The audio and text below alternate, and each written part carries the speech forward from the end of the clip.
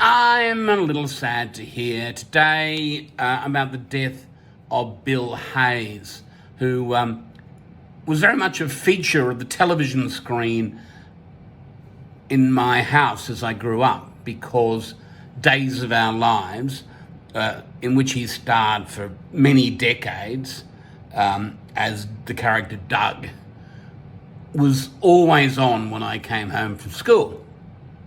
And you may think, oh, so Brett, your mother was a big fan. No, actually it was my dad, who was older than my mum and had already retired, and it was just on at 3:30 in the afternoon when we got home from school. And it seemed to me that Days of Our Lives had mastered the art of telling stories very quickly but also very slowly, that you could pick up the gist of Days of Our Lives, whether you'd watched it yesterday or you hadn't watched it for 20 years. Maybe not 20 years. Although, given the fact that a lot of the characters hung around that long, yeah, maybe that. So there were mini plots that came and went. Some of them were quite silly, but other ones that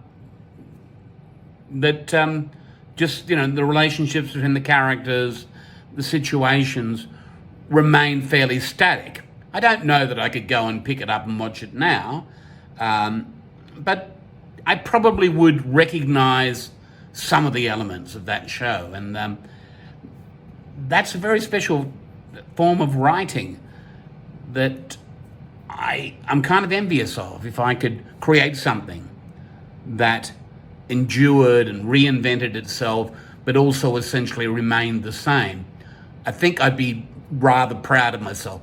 But anyway, getting back to Bill Hayes, he was, by the time he'd been on Days of Our Lives, because I remember his character Doug singing, particularly a tune called The Look of Love. I remember that because he did it so well. And the reason he did it so well, which I didn't know, was that he had been a singer. He'd been a singer who'd been at the top of the Billboard charts with the Ballad of Davy Crockett back in 1955, well before I was born. So Bill Hayes, very sad to see you pass on, but 98 years of age is a pretty good innings, and being on television screens back when I was a boy and still as recently as last year, all credit to you. May you rest in peace.